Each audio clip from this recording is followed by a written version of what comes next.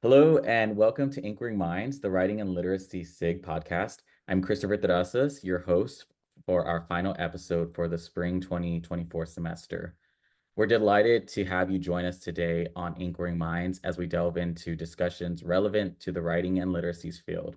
And I'm Tori, your co-host. The Writing and Literacy SIG podcast is committed to highlighting scholarly work, delving into current topics, and nurturing dialogue among members of the special interest group and the wider writing and literacies community. Our aim is to ignite discussions nationwide amongst faculty, graduate students, and anyone intrigued by the pertinent themes within the realms of writing, literacies, and education at large. So in this episode of Inquiring Minds, we're excited to be joined by 4 guests leading various community initiatives that I'm eager to explore and learn from during our time together. This conversation was sparked by my participation in a roundtable and open mic event hosted by Native American and Indigenous Studies at UT Austin titled Living Our Languages. This event delved into our experiences with languages, including loss and revival, prompting profound reflections and insights. As a participant, I had the privilege of hearing stories, native language conversations, and songs from undergraduate and graduate students, faculty, staff, and community members. Our panelists were chosen for their experience and personal knowledge in this vital area. Now I'll hand it over to Marial, one of our panelists and a graduate student at UT and a NAIS community member who also resides at the same Indigenous land as me. To begin, let's share a land acknowledgement crafted by Native American and Indigenous Studies here at UT Austin. Thank you, Christopher. Thank you, Tori. Good morning, everyone. We would like to acknowledge that we are meeting on Indigenous lands of Turtle Island, the ancestral name for what is called North America. Moreover, we would like to acknowledge the Alabama, Cushada, Caddo, Carrizo, Comecrudo, Hualhuitecan, Comanche, Kickapoo, Lipan Apache, Tankua, Isleta del Sur Pueblo, and all the American Indian and Indigenous peoples and communities who have been or have become part of these lands and territories in Texas. Thank you, Marial. Now, each guest will introduce themselves. Please share your name, your institutional or community affiliations, and what inspired you to participate in this conversation. Also, feel free to share anything else that you believe is relevant to our conversation. So we'll go ahead and start with Dr. Martinez. Great, thank you. Good morning, everybody. Gawatsi, Gaidawa, Straight Josh. Got tied to it's Shashkahanu, Shawich. My name is Natalie Martinez, and I am coming to you from Laguna Pueblo. I live in the village of Powati. Guichi is our original name, and we are in West Central New Mexico, and I have been an educator for a number of years. I'm really excited to be here today and to talk about Indigenous literacies. That has been something that I've been interested in trying to develop, and so I'm happy to be here with these wonderful women who have made such a great impact on the field of Indigenous literacy. And so thank you for having me here. Thank you. We'll go ahead and pass it to Dr. Reese. Good morning. I'm Debbie Reese. I'm tribally enrolled at Nambe Owinge, which is a small Pueblo nation north of what we call, is currently called Santa Fe, in the state that's currently called New Mexico. And I'm kind of deliberately, I stumble over this, but I try not to, the currently called, because that's part of literacy, is knowing the names of places and why they're named in those ways or known in those ways. So that's where I am from. I'm currently in where are we? Redwood City, California, where my daughter is a professor at Stanford University. She is their first Native law professor. And as her mother, of course, I celebrate that. But as an Indigenous scholar, I think, why the heck did it take so long? These moments that we celebrate are important, but the larger context is also important. So I'm happy to be part of a conversation talking about literacy and what that means in all its dimensions. I'm not affiliated with the university. I'm an independent scholar. I have a blog called American Indians in Children's Literature that has done way more work in changing publishing than any of my published articles have done. Thank you. Thank you so much. We're so thrilled. We'll pass it to Dr. Muñoz. Hi, everyone. Good morning. My name is Marissa Muñoz. Amanam, Niltse, Notoka Kinene, Nipaki Nimishmati. And so I started with the Coahuiltecan greeting, and then I shifted over to Nawa, which is another one of my ancestral languages. I'm Chicana. I'm from the Frontera. Some of my relatives include both Coahuiltecan, Tlaxcaltecan, and Huixairica from northern Mexico. And so just thinking through how some of these arbitrary geographical markers, how we have to rename them also. So my ancestral waters is a Rio Grande, Rio Bravo. I primarily am a science teacher, but there's quite a lot when we're talking about ancestral knowledge systems that defies the institutional categories of content. And so the same way that I shared with you my ancestral waters, there are ways that we can also read the land and read our relationships to human and non-human kin, read our relationships to the lands and waters. And so even though I don't focus necessarily on language acquisition and reading skills, there's some interesting cross-pollination that we can do with metaphors and stories and thinking through what are the other ways that we can attend to literacy and fluency when we kind of think through the broader picture of how humans learn to be in relation with each other in the places that they live. I'm really excited to be here and in conversation with each of you. Yes, thank you. And we'll hand it over now to our panelist, Marial Quezada. Thank you, Christopher. Thank you, everyone. Amanam, as well as we say in Coahuilteco, and Natseranskoje, as we say in Purepecha. My name is Marial Quezada. I'm an uninvited guest living, learning, and teaching in relation to Tancoa and Coahuiltecan lands, waters, and original peoples, particularly the Miacan Garza band of Coahuiltecans in Central Texas. I spend time with, learning with, and teaching in relation to the sacred springs of the Coahuiltecan people, Ajehuaquiana and Sahuampapuco. My family and ancestors come from Europe, as well as on my father's side along the Rio Lerma in Aramutero, which in Purepecha means el lugar de las cuevas, or the place of caves, also known as La Piedad in Michoacán, Mexico. I'm a doctoral student at the University of Texas at Austin, as Christopher mentioned, and I serve as the Tanco Institute Director with the Indigenous Cultures Institute in San Marcos, Texas, working with Latina and Indigenous youth in arts-based youth program, and also a teacher education program that's based in Indigenous pedagogy informed by the Coahuiltecan intellectual traditions, teaching and learning traditions. So I am young in the academic institutional space, have spent time living and working alongside diasporic and local Indigenous communities.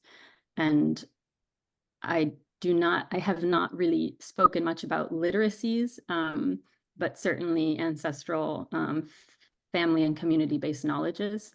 And that's really central to the work that I do with the youth and communities outside of UT Austin. So I'm really grateful to be here, humbled and excited to speak and learn with all of you.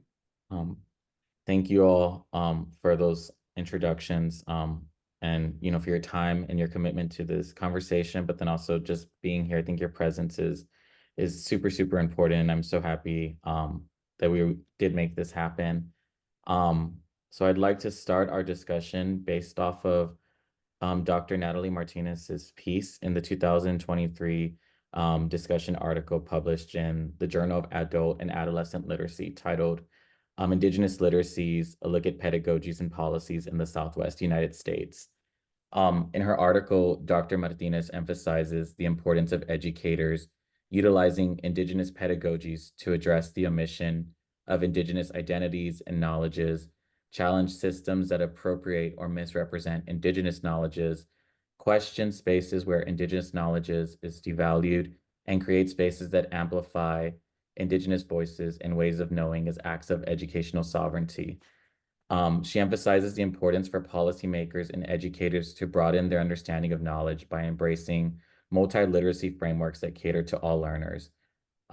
So with that said, I want to open up our conversation today and invite you all to speak from what comes to mind when you think of these questions. But what is important for educators, scholars, and students to know about Indigenous languages, literacies, pedagogies, and knowledges, and what that means for schools and academic spaces, but then also for the spaces outside of those, like the communities that youth and teachers and others live in. I think I can start off here. Thank you for that reference and for using my writing as the foundation for the questions here.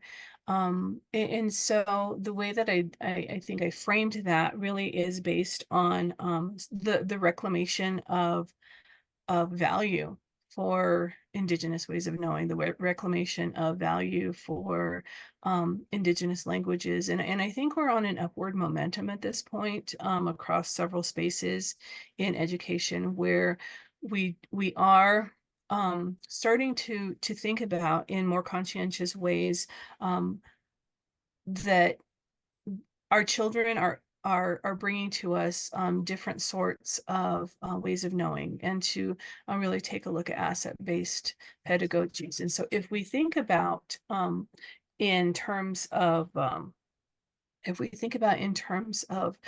how what's important, one of the foundational pieces that I really want to point out is just the curricular violence that has been done, and how we're trying now to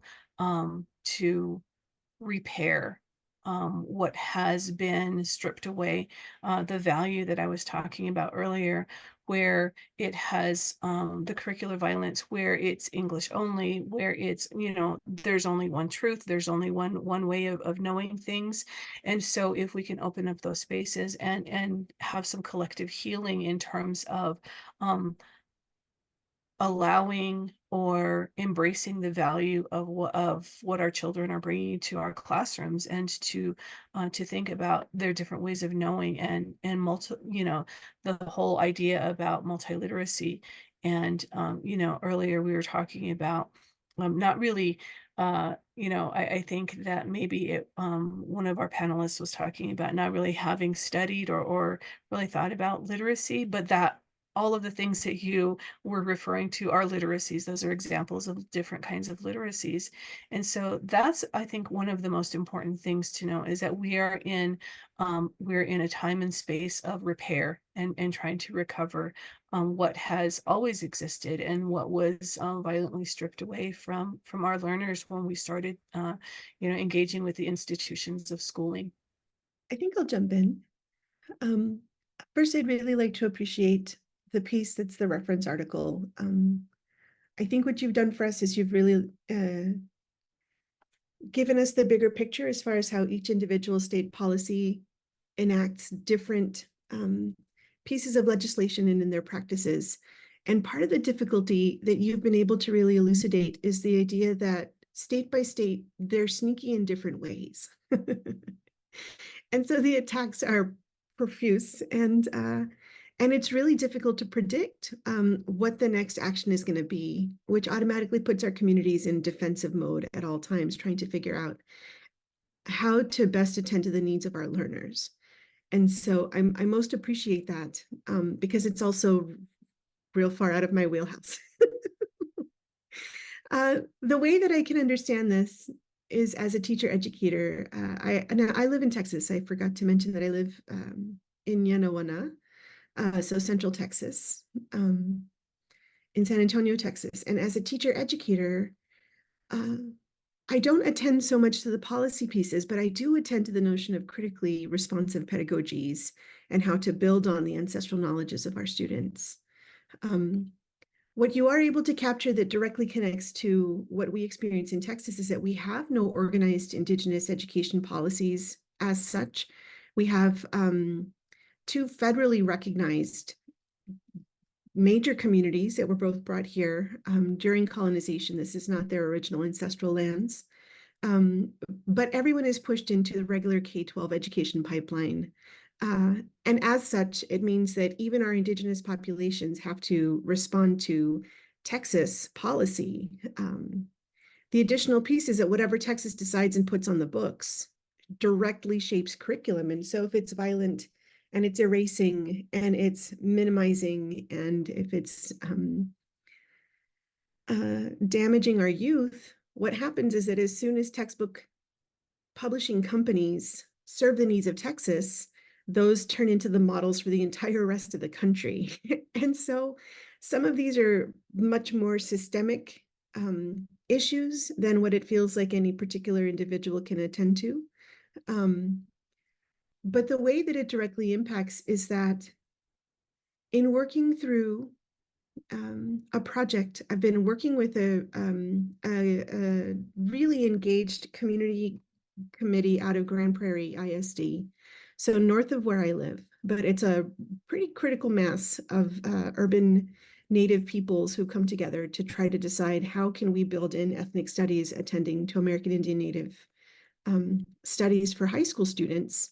The idea is that in our state, because we don't have policies directly attending to Native or Indigenous knowledge systems, Native or Indigenous communities, how can we make this more accessible for the general audience of learners across the state? How can we teach people how to be in solidarity and make space and really stop some of the violence that happens? And in so doing, it was this interesting process of being able to ask the community, well, what do we need young people to know today? And once we had a list, it was actually like a pile of posters, a bunch of people in attendance, and we had a pile of posters. Then it became, how do we translate this into the language that TEA, Texas Education Association, will recognize and be able to adopt within their policy structures? Things are hung up right now, but the very notion of critically responsive pedagogy being the answer, the grassroots answer for how do we decide whose voices to include, whose voices, how to reframe some of these stories, how to reframe even the notions of content or universals of culture. How do we disrupt some of these assumptions around what learning looks like? One of the things that we also feel really proud of with that particular project is being able to take their original drafts back to different elders and knowledge keepers across the state, so that at all points we're still accountable to the communities who originated the idea, the original folks from the territories, the folks who have come and are still interested in being able to represent home, right? Represent with an authentic voice what it looks like, what are good reference materials. How do we make this accessible to teach the general public about some of these issues around ancestral knowledge, Native knowledge? And so just having been involved in that type of process, we're doing things in a different way, I think, than what you've shared with us in the article. But what it does for us is it portrays a much larger picture of how sometimes there are some pieces that we're able to accomplish by working with the system and changing policy to be specific in attending to needs or undoing damage that they've done in the past. And sometimes we can work through our communities and more grassroots movements to offer an alternative understanding altogether of what it is that our communities need, or what our communities are hoping to envision for the future, which is quite different, right, than always being defensive. It puts us in the position of future dreaming or future envisioning for something radically different than what currently exists. But the truth is the work is enormous, and it takes people with skills in all different kinds of areas to figure out how to undo the damage. And this notion of curricular violence happens across multiple different racialized and minority ethnic groups. And so just thinking through what are all of the different ways that we might be able to move into a position of solidarity, so that rather than focusing on just the boundaries of what our community may need, and especially the way that you've outlined in the article, state by state, it's going to be a little bit different. And community by community, language and practices are going to be really different. And so how do we attend to these things in sensitive ways that are responsive to what the community is asking for? Yeah, and so thank you for the work that you did in writing the article, but it's also an interesting entry point because the bottom line is that the attacks and the violence are multiple and incessant. And so how do we, the question in my mind is always, how do we put ourselves in a way that it's not just defense, but also making room for healing, envisioning something different, which is also a juggle and a struggle and takes multiple voices and hearts really committed to being able to move together in a way that's productive. Mm-hmm. I like what you said about future dreaming. That's a very positive note, and it makes me think back to Natalie's article and the ways that it functions for me as a mirror. In children's literature, we started seeing an increased use of Rudine Sims Bishop's metaphor that books can be mirrors, windows, and sliding glass doors. And finding mirrors in an academic article like never happens. So reading Natalie's words and seeing her references to community there, I'm Pueblo as she is, and so that was a very good feeling for me to see that. And the idea about violence and keeping with the idea of mirrors, that metaphor, so that some children's books, and that's what I study is children's books. Some children's books that are being used in classrooms for decades and that have now begun to be used in these packaged curriculum programs like Wit and Wisdom. They're old and they do violence, and because they're not native voices, they're not native perspectives, they're white man's Indians over and over again, and they do violence to our children. So we have, those of us who work in children's literature have continued to use that metaphor, that books can be mirrors and windows, but mirrors and windows break. So like half of the books that get tagged as native books are actually not good mirrors. And so we're trying to make that case by showing or including in our conversations that those mirrors can break and they're shards of glass, because those are not good mirrors for kids. Those bad mirrors do violence, not just to Native kids, but to all kids. So I really like what Natalie said about community and what you said about future dreaming, and it kind of trying to bring all that together into my own work in children's literature. And the other piece that I push very hard, I feel like I'm rambling. The other piece that I push very hard is nationhood and sovereignty.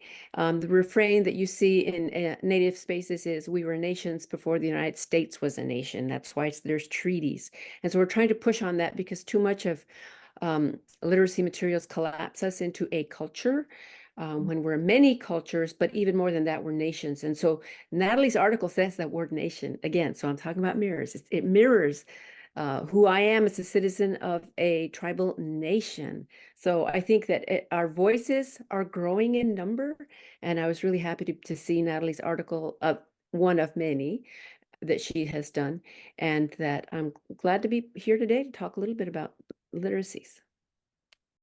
Thank you so much. Thank you all. Those were wonderful responses. So we've talked about how we're in a space of repair from curricular violence through various means, through culturally responsive pedagogy, through seeing Indigenous peoples represented in multiple texts, through multiple literacies, and moving from a place of defense to future dreaming. That's such a beautiful idea.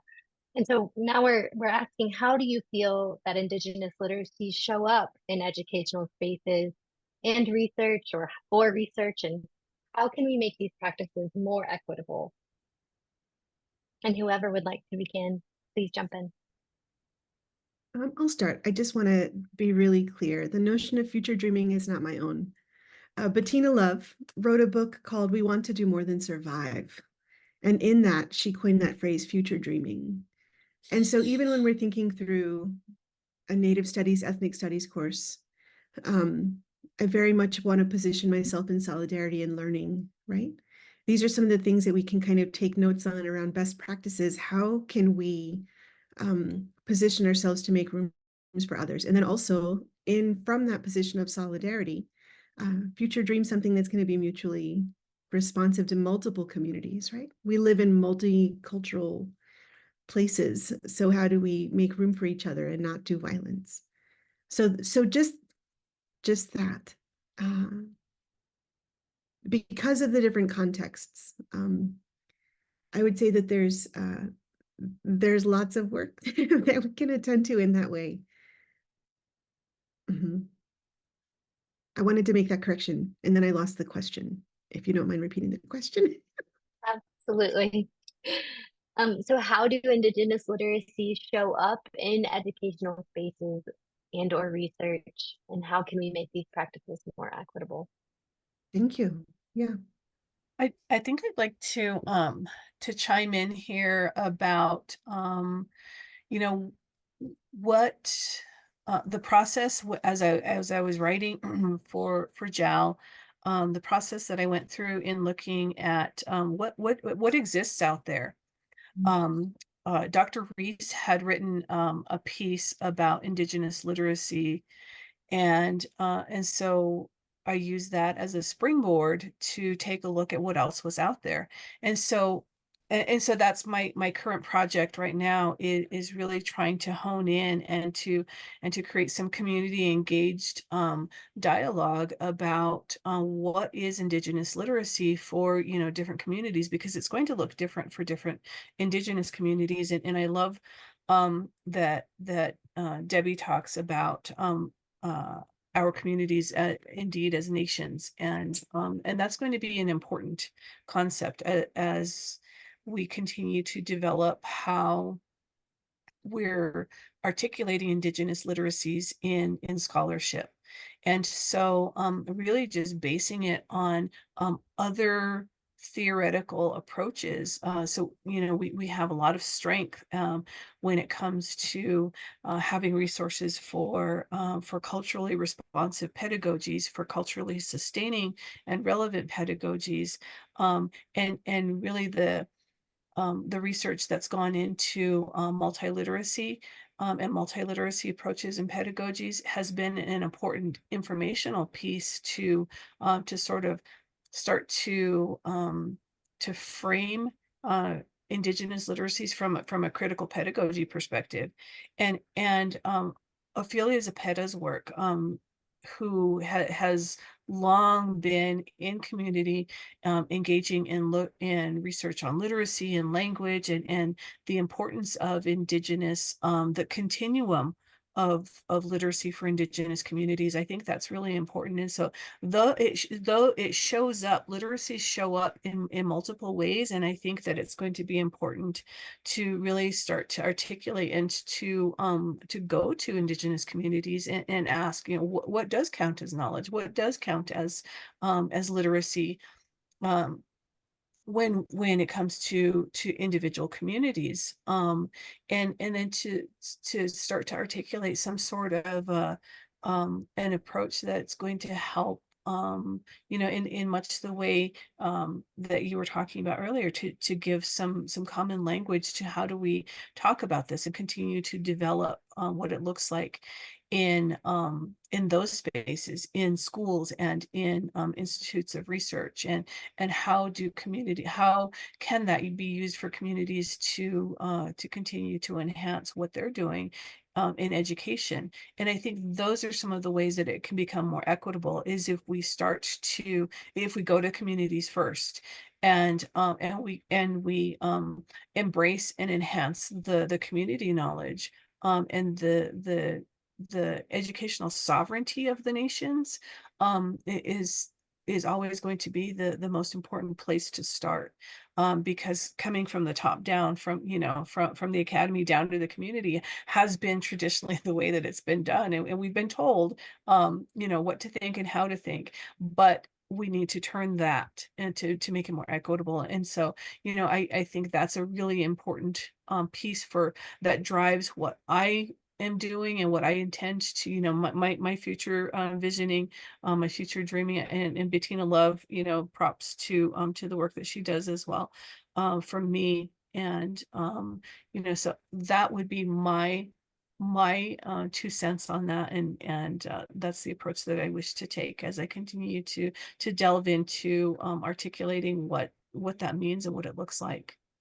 Natalie's referring to an article I did, I think, for the SAGE Handbook on Early Childhood Education, maybe.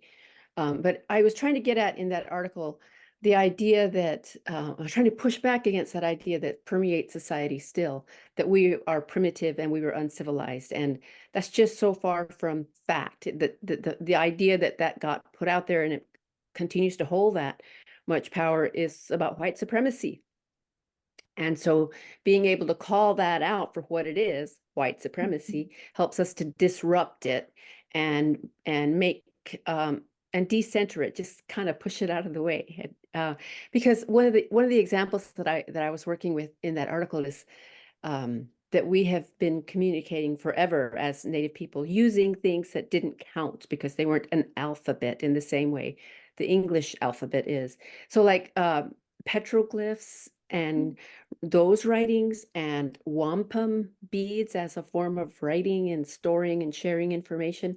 Those are both valid forms of literacy, and they didn't get counted that way, and they don't get counted that way. But you know where we are right now? We're in an era where we all have these things, and we are using emoticons and other very brief ways of communicating with each other.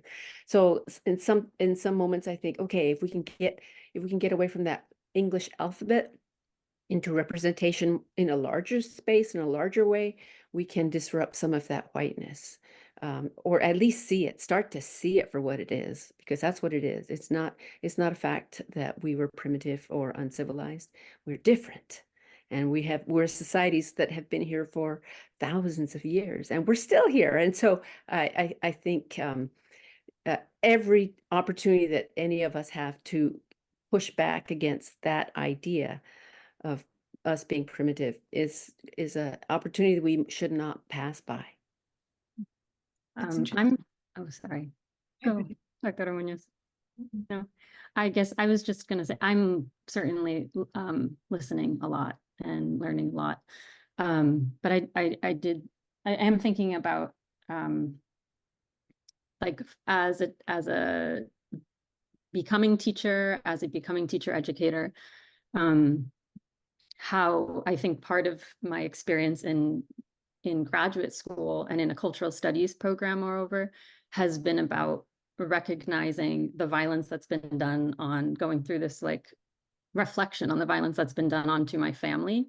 And so rethinking about the literacies, multi-literacies, to draw from Dr. Martinez's article, multimodal literacies, and forms of communication that you all are talking about that have been within my own family. And for example, like, you know, my Wello knew very well how to grow and cultivate corn, and that my family and the community that is still in Michoacan are still cultivators of maize, of siri and purepecha, and thinking about like, what does that mean then for me to relearn this form of knowledge, and also think about like, what does growing corn, cultivating corn also teach me, and what does it teach me about teaching and learning?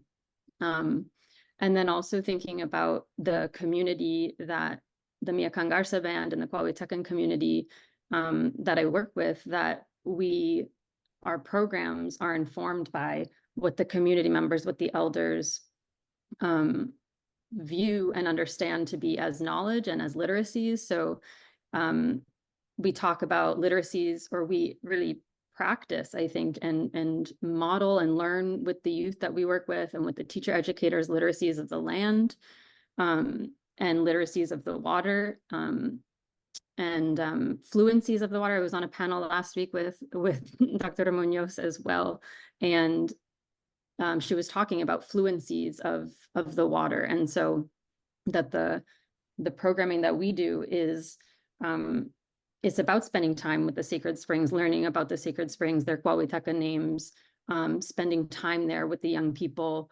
developing a sense of relationship to and responsibility to the waterways in throughout Central Texas, and also thinking about the Cuauhtecan creation story that is is documented and has been for over 4,000 years on a rock north of the Rio Grande Bravo, or the colonial US-Mexico border, and learning how to, learning that story and with the young people, and really having the elders also teach how this is really, another is literacy, right? It is a way to communicate that is certainly not primitive. It's millennial. And so these are things that I'm thinking about as I'm hearing all of you. I think I can build on that idea. So when the question is how to make things more equitable, in my role at a university as a teacher educator, I teach anyone who wants to be a middle grade science teacher, the methods course. And in that process, we roll through quite a lot of different student-centered pedagogical practices. So inquiry, hands-on, project-based learning, all different kinds of ways that we can create this situation where students can make connections between the content of what the state mandates and the world around us, and how to make it relevant and reflective of different concepts and how to recognize and understand. And in that same sense, one of the things that I do that's specific to this notion of equity is one of the early classes that all of our teacher candidates have to take is called STEM in Social Contexts. It was a course that I got to inherit, so there was something there to work with, but I really wanted to disrupt the notion of STEM only being clean rooms and white suits and Tesla and space exploration, and talk about how STEM has been with us through the ages. We have to reframe what that includes or doesn't include, and whose voices are included or not included, specific to this notion of equity. And so if we look at the canon of who we recognize as STEM thinkers and STEM innovators, typically it's a timeline full of white men in European countries. And so with this course, this little course, I was able to kind of reframe that and poke holes in it and think through whose voices were excluded.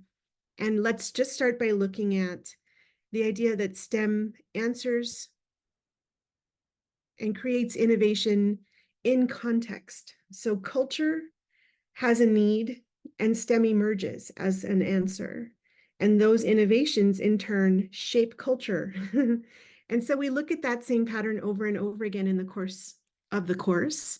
And we include all of the women thinkers and the labor of women that's often invisibilized, and their contributions by solving problems in their particular contexts.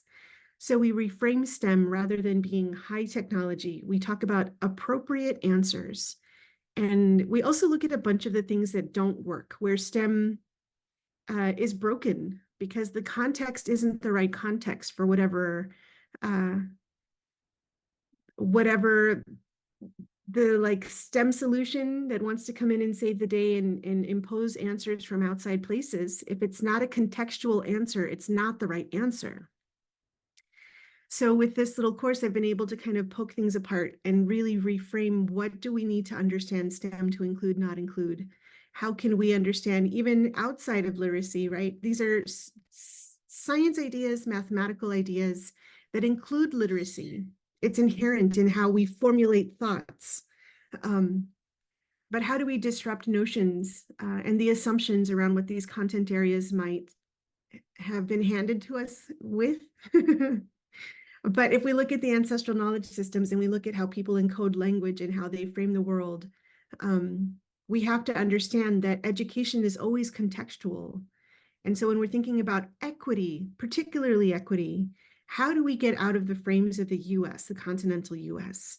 How do we understand that environment shapes language, shapes understandings and relationships, and that people in Norway, the Sami people in Norway, live in snow half of their year, and they have a radically different understanding, right? Because of the relationships around them.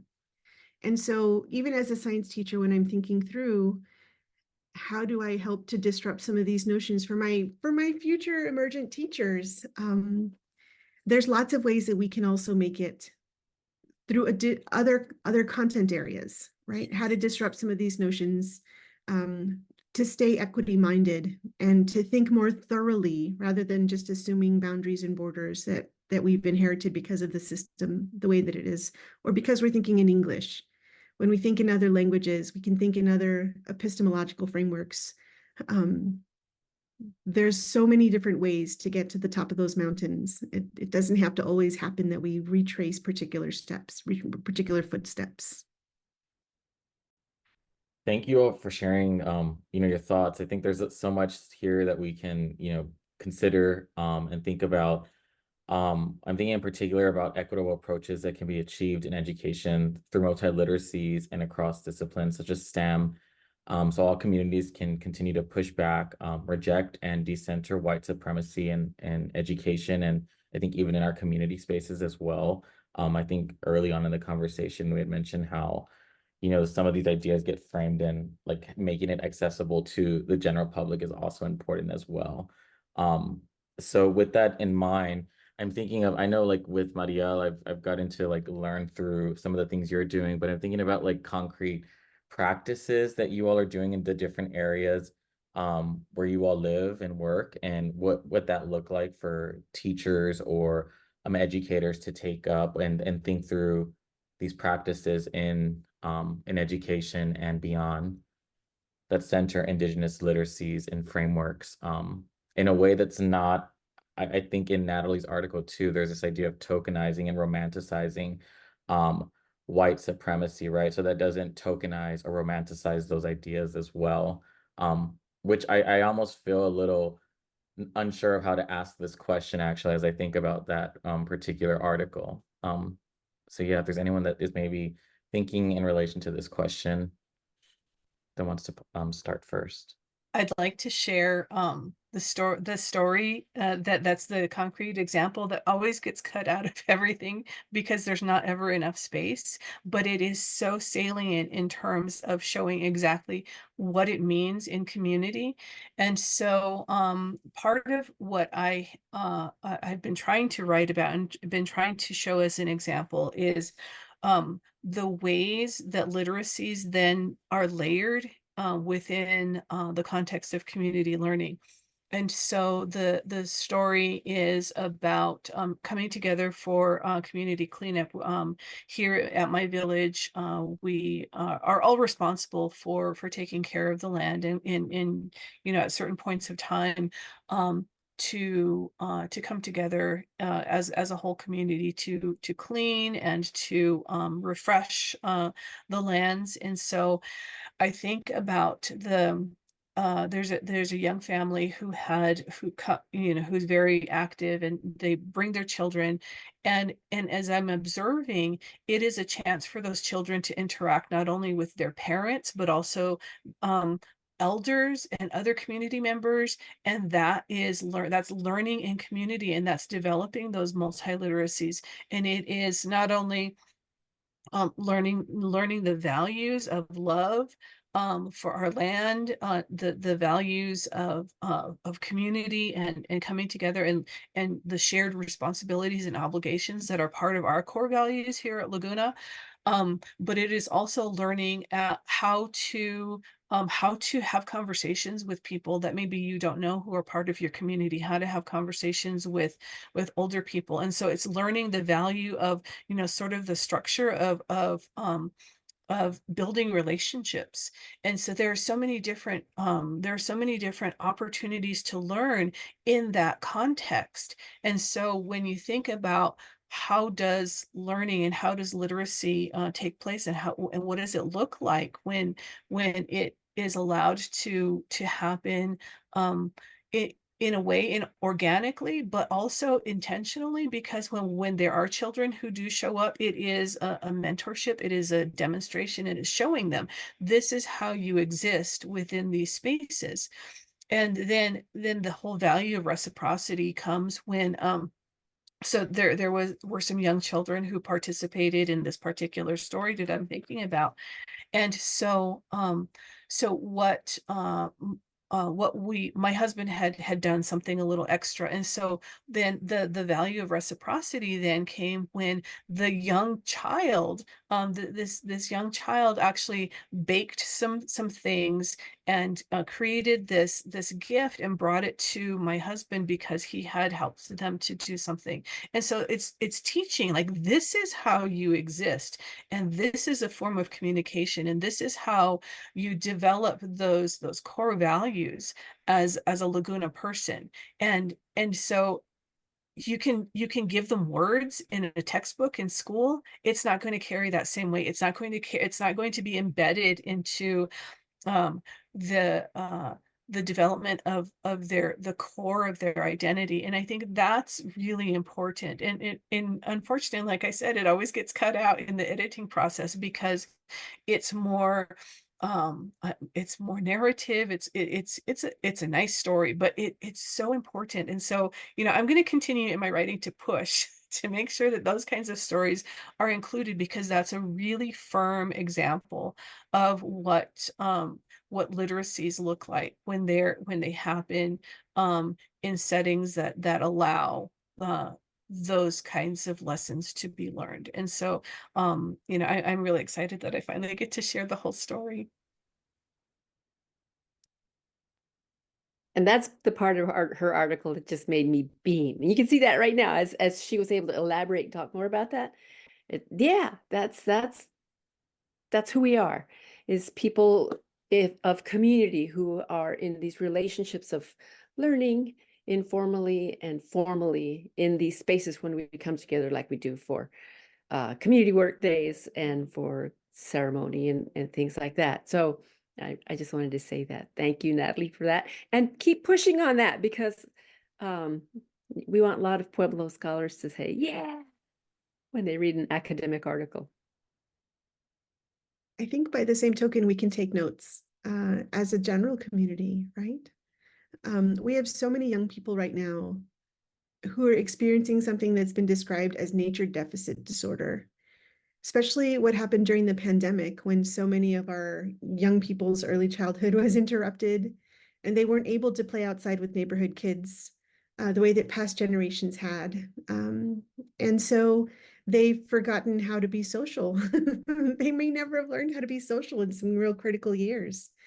And so really just making it a point as educators in general to encourage assignments that structure activities outside so that kids understand, no, I want you to just go outside and sit for half an hour and draw for me a living creature and where it lives. And if we do things like nature journaling in a real gentle way, it's a structured activity, but it's open-ended enough that kids can relearn how to engage nature and spend time outside and learn who are the non-human kin that they live with in their neighborhood. It's just one of the ways that I think we can encourage all learners, right, to become more familiar and more fluent with their local relational ecosystems. There's also really easy ways that we can incorporate intergenerational learning in other content areas and or across content areas. And so being able to do things like oral histories and encouraging conversations, and even when students may or may not have access to their own grandparents, being able to invite local people. What are the right protocols and respectful ways to invite local knowledge keepers into our classrooms? How can we invite them with ideas of reciprocity as the foundation to those relationships that we cultivate with local knowledge keepers, so that they also feel nurtured and respected when they take time to come and talk to our young people, right? So all of these are different things that we can incorporate for all learners that really make space for and honor Indigenous ways of knowing and being, but for a general audience, so that they know how to approach things in a respectful way and make space and listen with gentleness. Mm-hmm. And just add briefly to that as what you're all talking about and what Dr.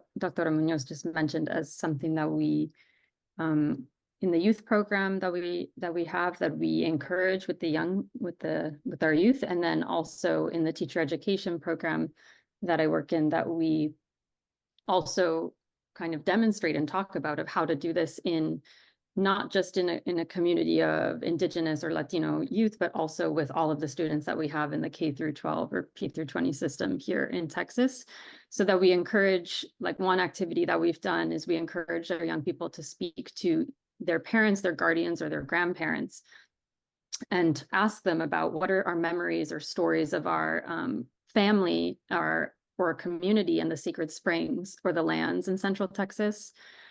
Also, another activity is asking them to have a discussion with their household about family or community knowledges of growing food or Indigenous technologies.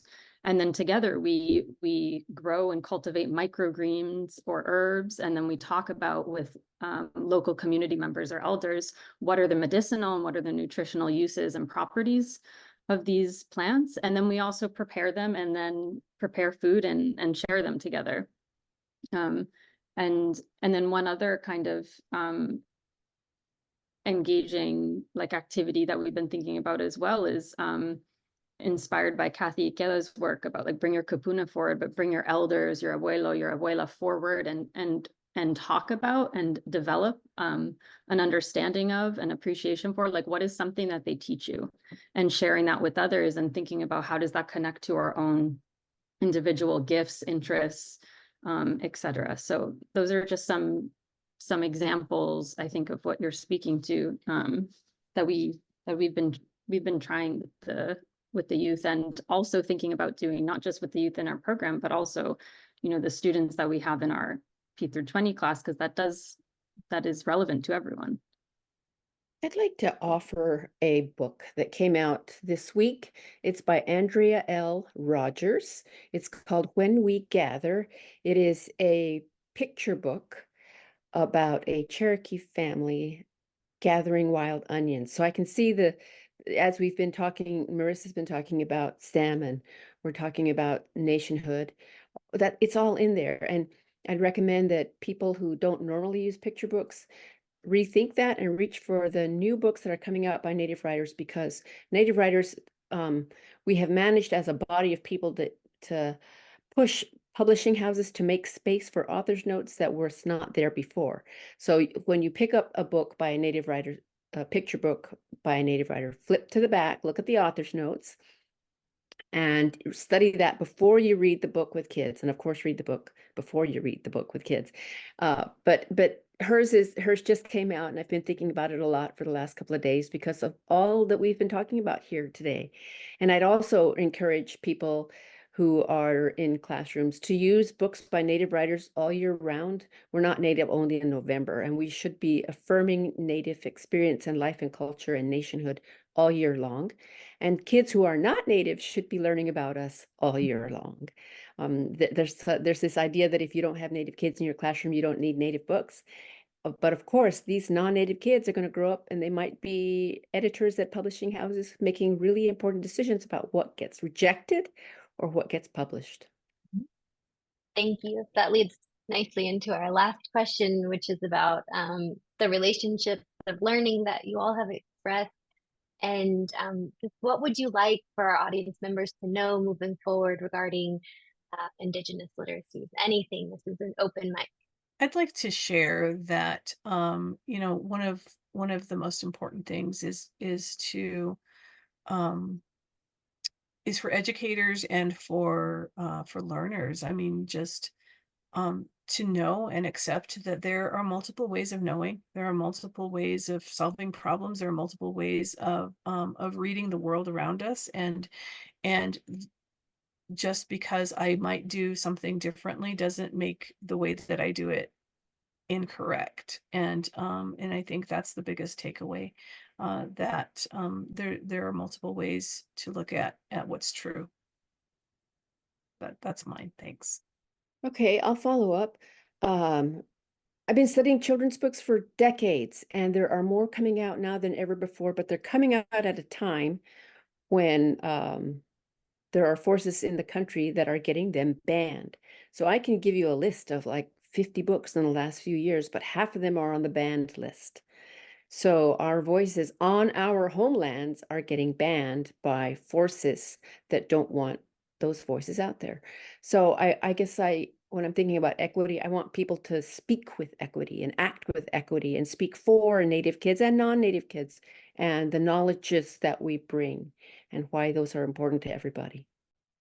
Maybe I'll follow with, I think that there's a fundamental role as a teacher educator in shaping the next generation of teachers to really understand that it's shared work. Just because Indigenous and Native literacies are about epistemologies and ancestral knowledge that may not be in the average teacher's playbook. It's shared work, and there's ways that we can still attend to and make room for everyone to contribute to the work of what it is to be more inclusive, even if that word is not allowed. And the very logistical ways that we can understand that policy shapes the learning objective, but policy does not shape the pedagogical approach. And so there are ways that when we're professional educators, when we're thinking around how do we make space for these things in the classroom, we can be really strategic about making sure that we're 2 feet moving forward with culturally responsive and culturally sensitive pedagogy, all of the different ways that we can make space for ancestral knowledge from whatever culture our learners bring into the classroom. The other ways that we can strategically kind of work through and get around some of these difficulties, especially when it feels like such a heavily surveilled and fraught practice in the classroom, in an inclusive classroom, where you can't use words like inclusivity and diversity, and where there are big lists of banned books and materials and conversations. Personally, one of the ways that I help teachers to kind of work through that is that if we look to some of our policy documents or some of our curricular documents that include Bloom's taxonomy of measurable verbs, there are so many different tools that we have as professional educators that we can look to rather than describing or summarizing, which are on the lower end of the scale in the Bloom's verbs schema.